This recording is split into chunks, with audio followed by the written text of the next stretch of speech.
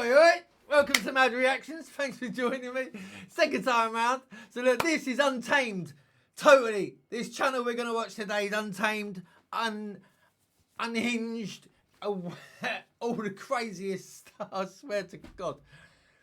The footage on this is bonkers. Absolute bloody bonkers. So I've stopped it and we're going to watch this together. Honest to God. This is when pranks have gone wrong. Yeah. So you think it's all good pulling a prank on someone? Well, this is when they go wrong. So I'm telling you now, be warned, right? This is seriously just for educational purposes only. I think I must say that. Okay? Right. So ladies and gentlemen, this is Untamed. Pranks are supposed to be harmless. A quick laugh, a simple joke. But sometimes what starts as fun turns into something dark. When fear, shock, or bad timing take over, the results can be tragic. In this video, we'll uncover 5 real stories of pranks that went horribly wrong. Acts meant for laughter that ended in disaster, leaving behind questions, guilt, and lives forever changed.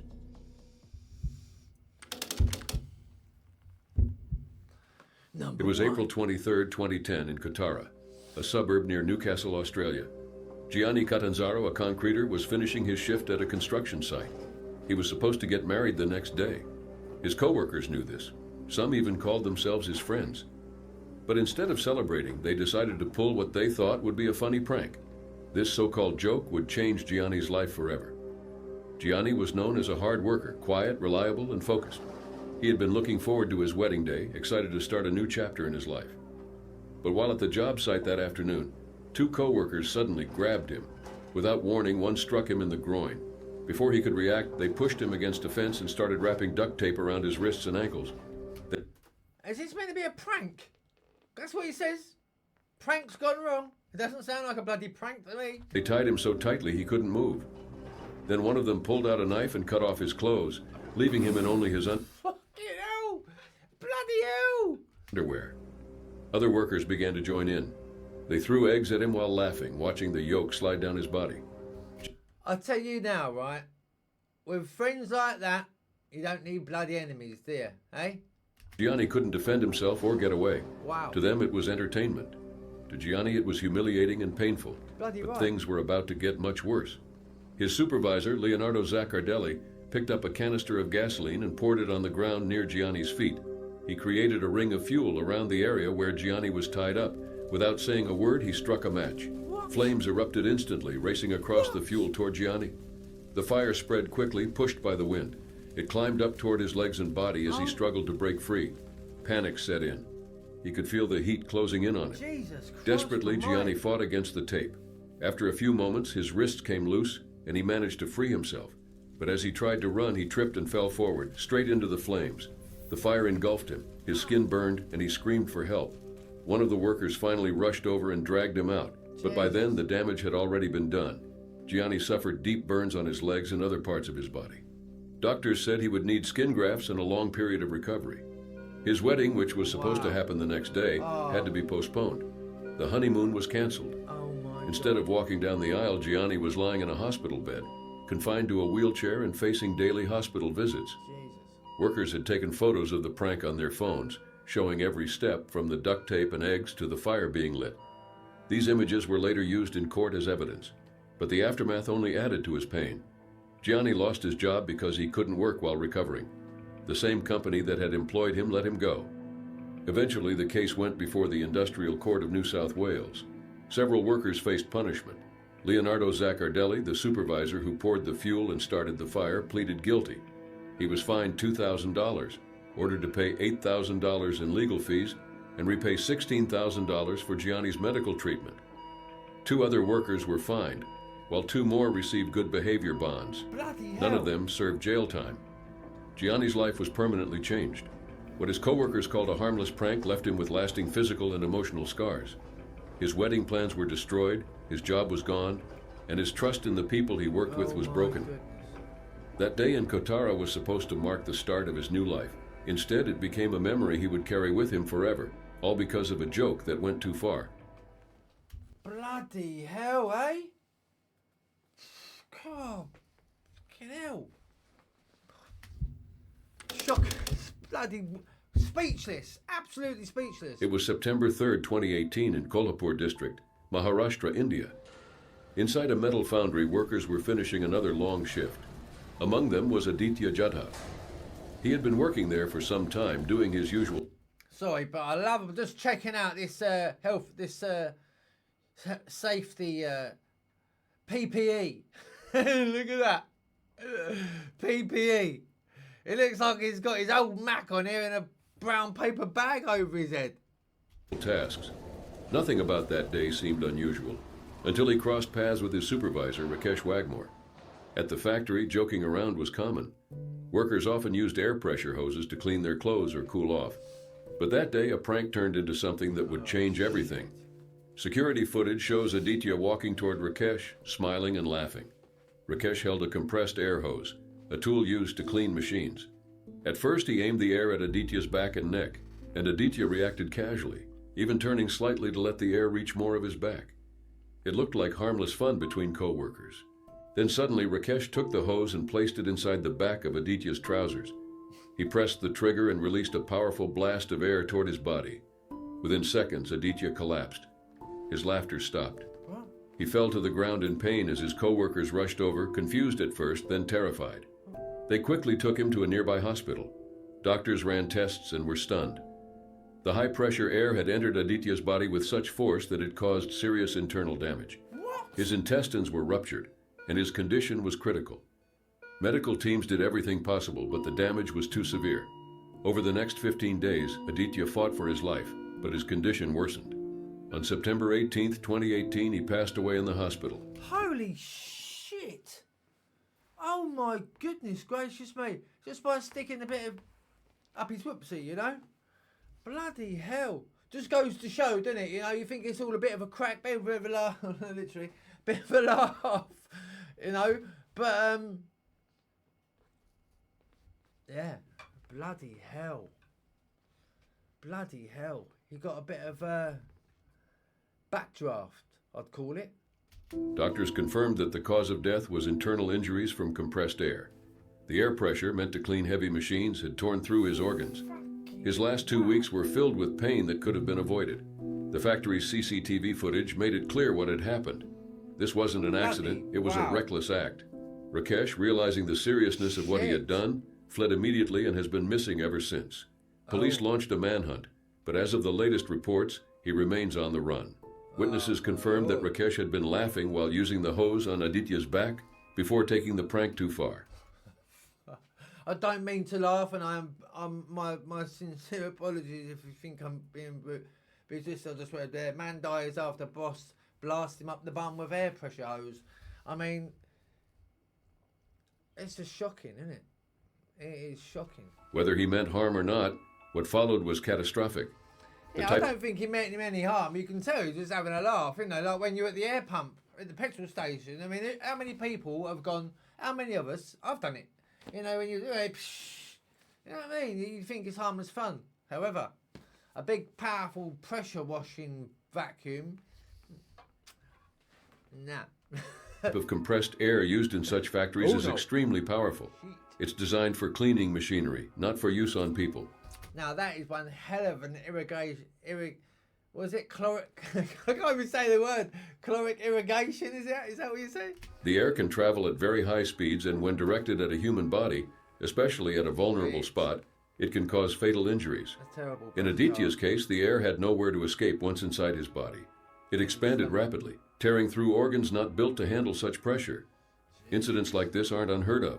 Around the world, similar workplace pranks have ended in tragedy. But what makes Aditya's case stand out is how sudden and severe it was. One moment, he was laughing with his supervisor. The next, his life was slipping away. After the footage spread online, many people were horrified. The video showed how quickly something that seemed harmless could become deadly. It sparked conversations across India and beyond about workplace safety, hazing, and careless behavior. I mean, he's looking at him saying, what are you doing? What are you doing? Get up, I ain't screwing up your back. Up. Get up. Oh, shit. Aditya's family was devastated. He had left home for another normal day at work and never returned. To make it worse, the man responsible was gone. The foundry made few public statements, but workers who witnessed the event were deeply traumatized. They had seen everything happen in seconds, from laughter to tragedy. Wow. Today, Aditya Jadhav's story stands as one of the most disturbing workplace deaths in recent memory. What started as laughter between coworkers ended in horror. One reckless decision, 1 second of carelessness, took a young man's life and left his family searching for justice, while the man who caused it is still nowhere to be found. I mean, realistically, if you were the geezer, he'd be like, bloody hell, it wasn't meant on purpose. I mean, you can see that on camera, they're just messing about. But, cool. Woo! Number 3. It was January 19th, 2020, in Temescal Valley, California. 6 boys were spending the night at a sleepover to celebrate 16-year-old Jacob Ivascu's birthday. They had spent the evening laughing, talking, and enjoying time together. I fucking hate it when there's kids involved. I really do. I really, really do. Later that night, one of them suggested playing a prank, a ding-dong ditch, where someone rings a doorbell and runs away. Knock down ginger, ding-dong ditch. I've never heard of that. Ding-dong ditch. I've heard knock down ginger. That's what we used to call it. Well, yeah, obviously, come on, everyone. Every kid in the world plays knock on the door and leg it. You know what I mean? Knock down ginger, or we call it, or ding dong ditch. If you used to play it, or if you still do, let me know in your comments, please. Go on, let me know what you called it as well. From whereabouts you? Let me know where you're from. If I don't know already, if you're not one of the locals, let us know where you're from, and let me know what you called it. Yeah, wicked. Around 10:30 p.m., they chose a house nearby. That house belonged to 42-year-old Anurag Chandra. One boy ran to Chandra's door, rang the bell, and ran back to their Toyota Prius, where the others were waiting. Inside, Chandra's wife and 2 daughters were home. Later in court, Chandra claimed the prank was more than a simple doorbell ring. He said one of the boys had hit the door hard and acted inappropriately, making him fear for his family's safety. But investigators later stated that no matter what happened at the door, Chandra's next actions went far beyond a reasonable response. Moments after the boys drove off, Chandra got into his 2019 Infiniti Q50 and began following them. Inside the Prius were Jacob, Daniel Hawkins, and Drake Ruiz, all 16, along with Jacob's 14-year-old brother Joshua, Daniel's 13-year-old brother Joshua, and their 18-year-old friend Sergio Campusano, who was driving. As they headed down Temescal Canyon Road, about 60 miles southeast of Los Angeles, they noticed Chandra's Infiniti behind them. Sergio later said they were terrified as Chandra drove aggressively and wouldn't back off. Then it happened. Chandra's car slammed into the back of the Prius, not once, but twice. Investigators later said Chandra reached speeds near 99 miles per hour before the final hit. The impact sent the Prius off the road, where it crashed into a tree and then a utility pole. I mean, seriously, bloody hell, mate. All he did was knock on your fucking door. Do you know what I mean? But what we don't know, we only know this story, you see. This is what I'm thinking, right?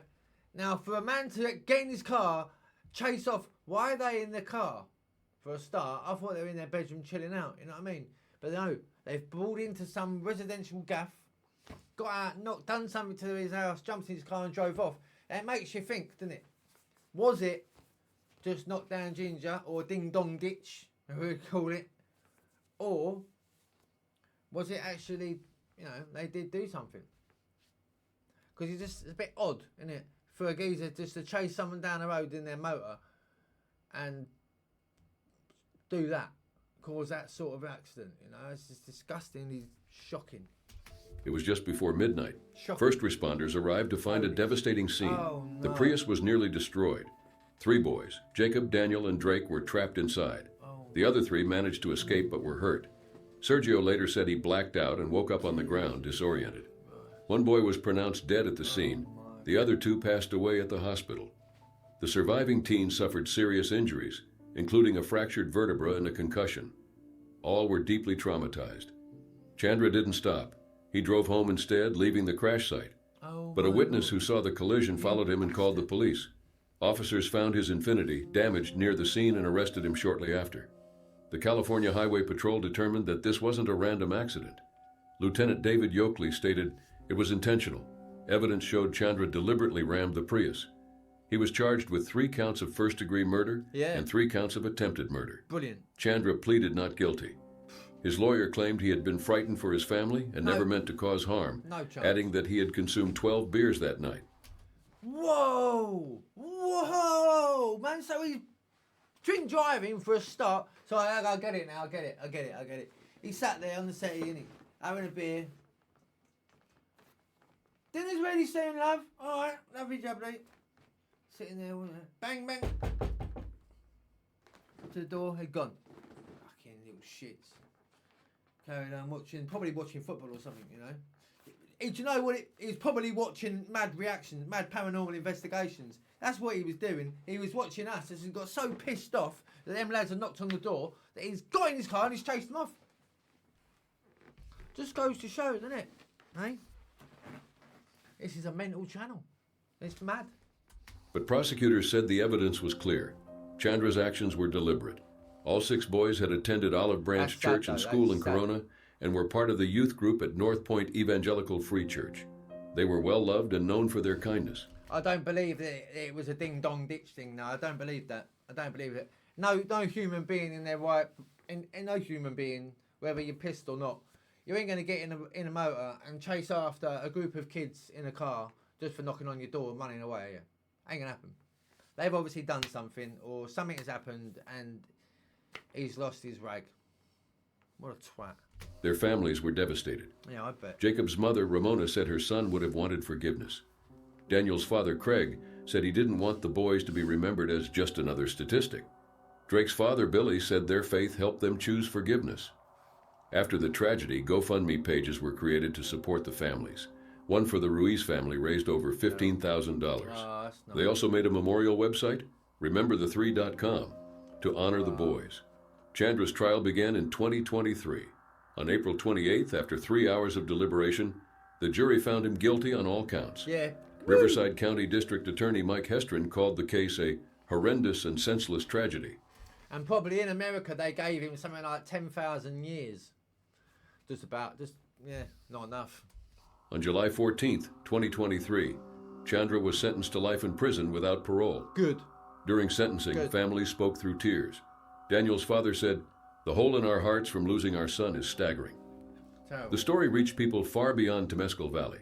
Many said it changed how they looked at life, to cherish loved ones more deeply. 3 young lives were lost that night because of one man's moment of extreme anger. The boys were simply playing a harmless prank. But that night changed families forever. Jacob Avascu, Daniel Hawkins, and Drake Ruiz, all 16 years old, are remembered not just for how they died, but for how they lived. Well, you know, I've never in my life have I ever heard of anyone getting, you know, knocked off for a game of knockdown ginger or ding dong ditch. You know, that's pretty bloody rough, isn't it, to be fair? That's pretty bloody rough. Goodness gracious me almighty. Whew.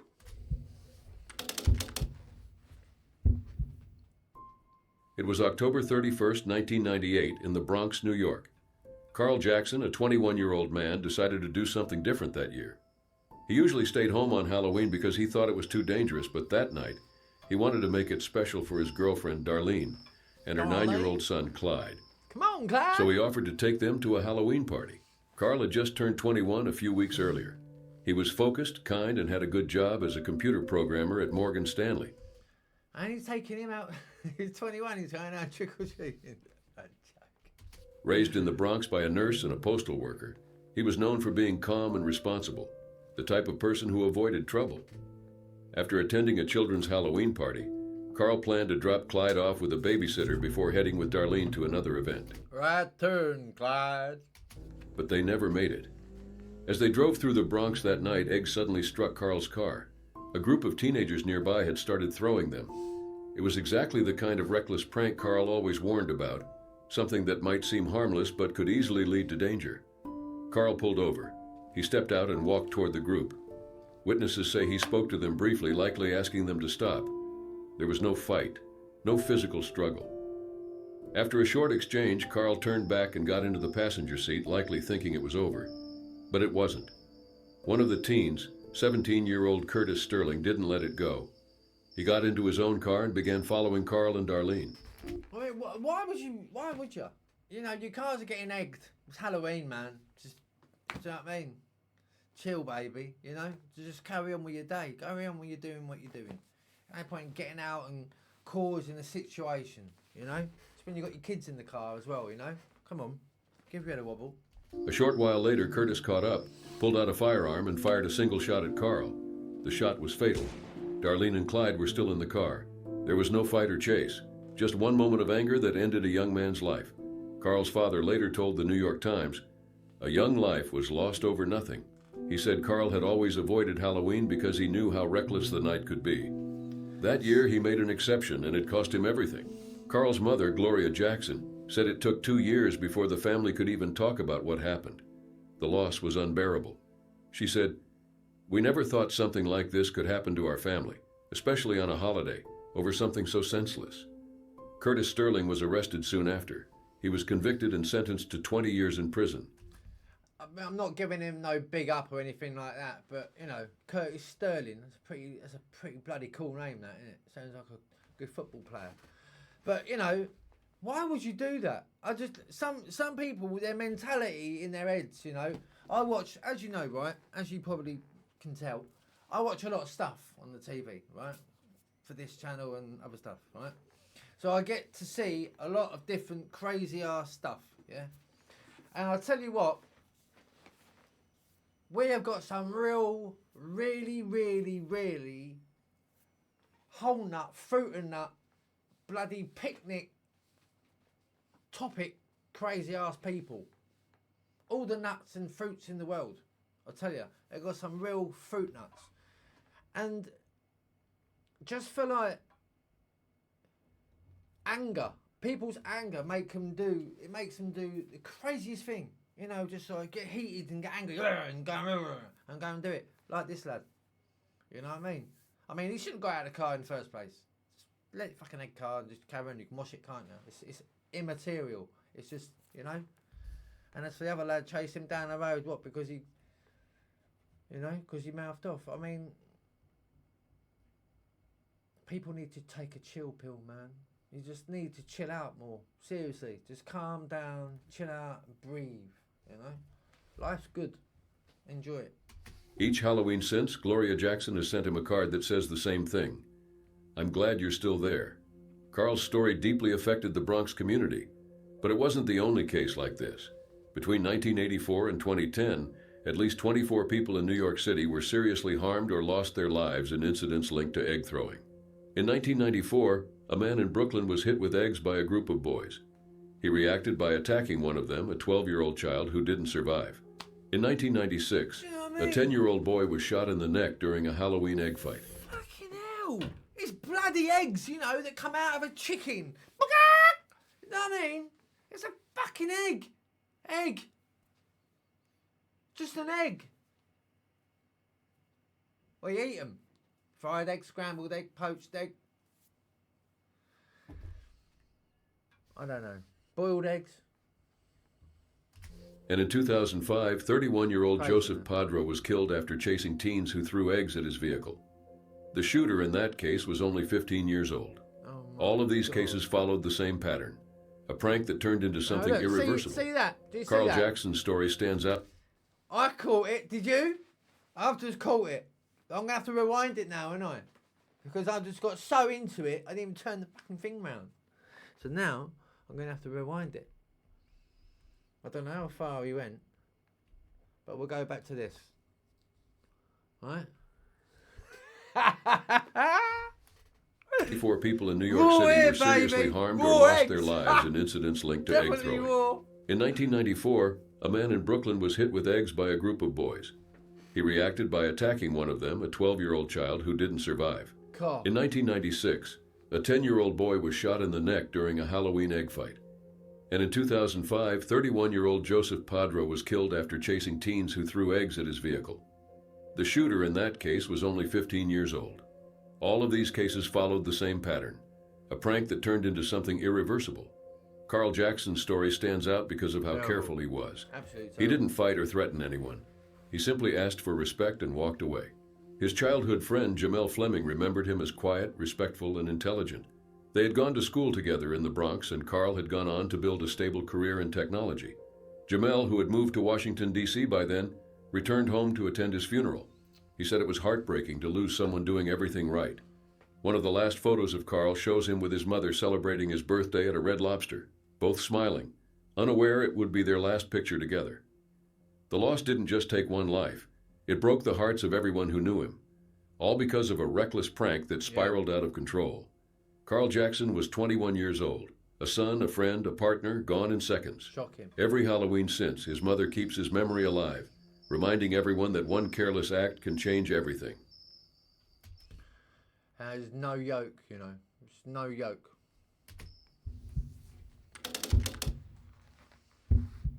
Joking aside. It was May 16th, 2006 in Dallas, Texas.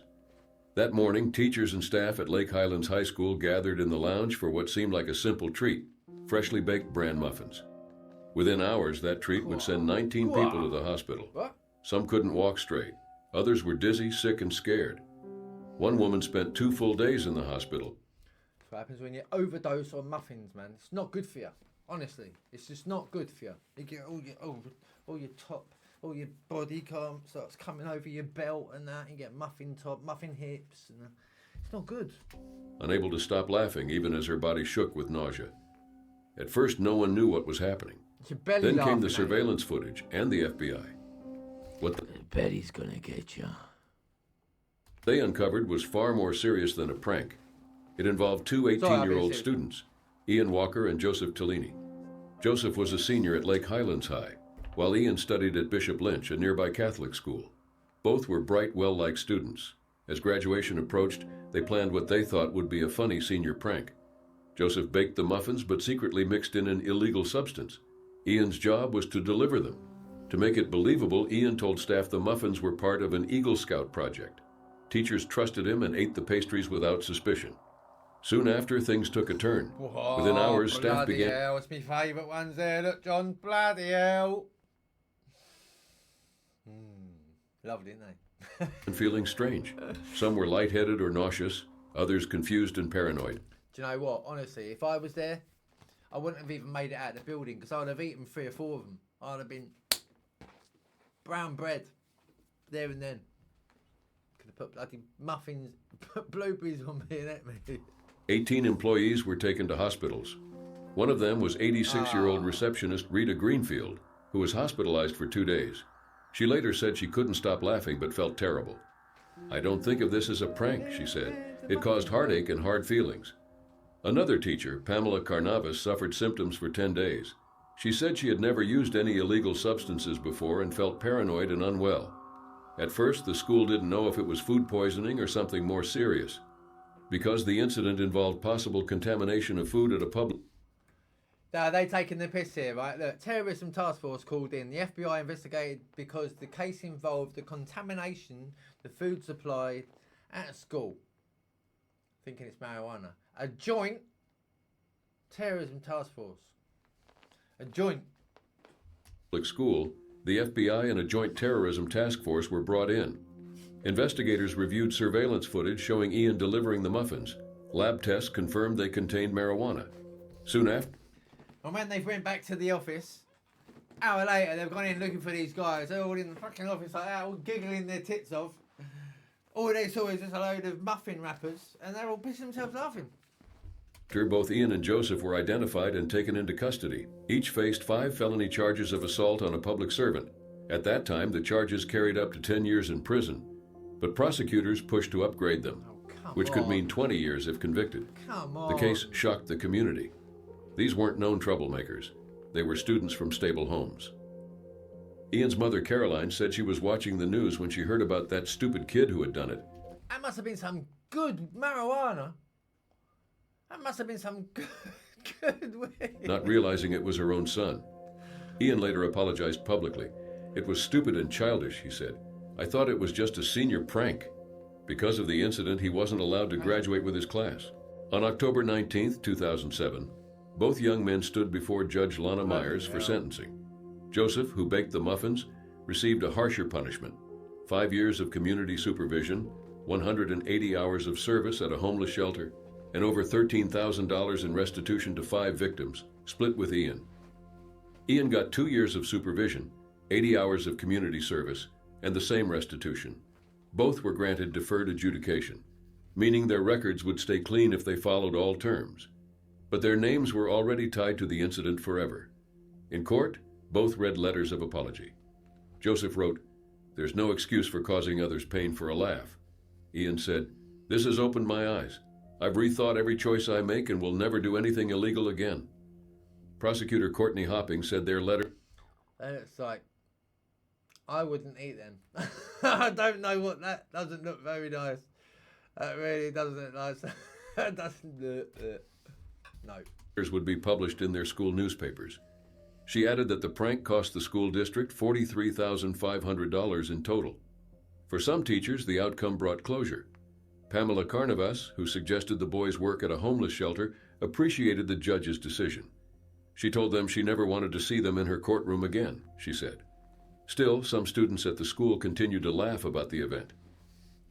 because they're still stoned. I'm giving bloody words out. They're still stoned with eating all these muffins. ...said she hoped people would understand the real impact, not just on the teachers, but on the boys too. 19 staff members were hospitalized. One elderly woman spent 2 days there. The district lost thousands of dollars. And 2 students who thought they were being funny nearly lost their futures. The FBI, local police, and a terrorism task force all became involved. It was never a simple prank. It was a serious act that risked lives. Years later, when people search their names online, they're still remembered as the Muffin Boys, a moment of poor judgment that changed their lives forever. Well, I don't know about that, but that's, you know, I suppose at the end of the day, you shouldn't be doing things like that. It's like spiking things. You shouldn't do it. Shouldn't do it. You know, it's the individual's choice if they want a spliff or a bit of hash in your muffin. You know, a bit of weed in your muffin. Yeah. So what do you reckon then? Hey, God, they've got a big grin on my face. Like I've had some. But yeah. So what do you reckon? Let me know in the comments below, yeah? Lovely jubbly. And thanks for joining me. Seriously, I appreciate it. And yeah, I'll have another one as soon as possible, okay? So just keep notifications on, alright? And as I said, check out Untamed. Seriously. The content there is just crazy. I've got a right stupid grin on my face, I know I have. But look, everyone, you know, I'll have another one, as I say, but check them out, Untamed, alright? Until next time, okay? You take care of yourselves. Take care of each other. Stay blessed. Stay safe. Stay scared. Don't get stoned. Love you loads, everybody. God bless. Take care. See you soon.